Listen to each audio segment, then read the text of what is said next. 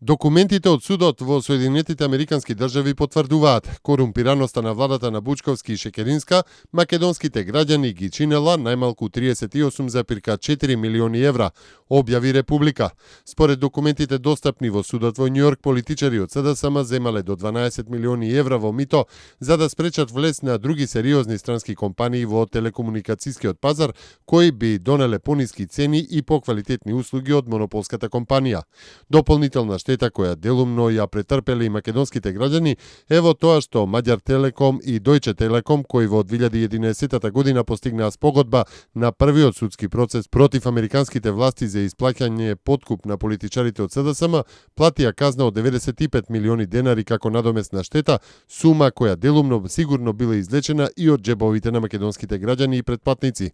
Скандалозната пресметка на остварениот екстра профит е содржана во имейл пораката што Андраш Балок, директорот на Центарот за стратегиски операции на Маѓар Телеком, му ја исплатил на директорот на Маѓар Телеком Елек Штрауб на 6 август 2005 година.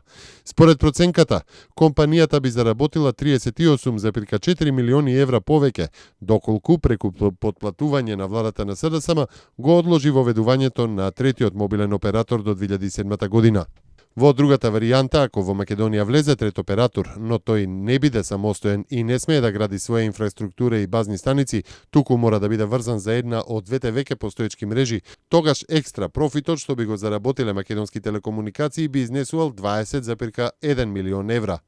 Овие суми се екстра профит што компанијата ги заработила од македонските граѓани преку вештачки високите цени на телекомуникацијските услуги кои компанијата можеше да ги наплаќа затоа што не беше соочена со вистинска пазарна конкуренција, објави денеска порталот Република. Јадранската повелба е еден од најуспешните проекти за регионална соработка. Фактор што Македонија е домаќин на Босна и Херцеговина претседаваш со конференцијата, само е потврдуваат одличната соработка меѓу земјите членки на А5 групата, истакна началникот на Генералштабот на армијата на Република Македонија, генерал подполковник Методија Величковски, на отварањето на 19-тата средба на началниците на генералштабовите на армиите од земјите од А5, што се одржува во Охрид. Граѓаните ќе може да ги користат субвенциите за купување стан или куќа преку владиниот проект Купи куќа, купи стан и следната година. Ова го најави вице-премиерот и министер за финансии Зоран Ставровски на презентацијата од карванот Купи куќа, купи стан која се одржа вчера во Прилеп. Проектот е добар кој решава едно животно прашање. До сега 640 семејства го решија прашањето за обезбедување на сопствен дом преку овој проект. Затоа решивме тој да продолжи и следната година и ќе обезбедиме за него средства и во буџетот за 2016 година, истакна Ставревски.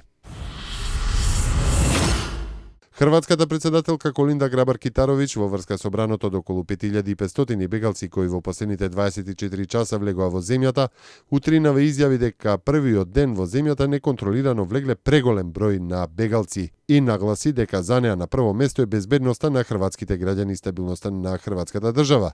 Таа во изјавата дадена во Пула соопшти дека не е задоволна од тоа како мина претходната ноќ во Хрватска. А Германија ја прошири контролата на границата и со Чешка, за да го запре криумчарењето на луѓе и подобро да се справи со приливот на бегалци, соопшти портпаролот на Федералната полиција. Полицијата почна да ја контролира границата до синоќа на автопатот А17 кој ја поврзува Саксонија на истокот на Германија со Чешка, рече портпаролот. Тој наведе дека од синоќа уапсени се 4 шверцери. Истовремено е соопштено дека вчера во Германија влегле 9100 бегалци, што е за 3100 повеќе во однос на претходниот ден. Како што се наведе, рече сите влегле на територијата од страна на Австрија. Бугарија денеска започна со распоредување на 1000 војници на границата со Турција поради комплицираната ситуација со зголеминиот бран на бегалци, соопшти Министерството за внатрешни работи на земјата. Разместувањето на војската ќе се врши чекор по чекор долж границата со Турција, се наведува во соопштението. Изминатите неколку дена дојде до промена на ситуацијата и тешко е да се предвиди каде ќе се насочи бранот бегалци. Затоа сме подготвени, изјави бугарскиот министер за одбрана Николај Ненчев за радиото БНР. Утринава на границата се испратени 50 бугарски војници, а уште 160 би можеле да бидат распределени до крајот на денот, додаде министерот на Република Бугарија.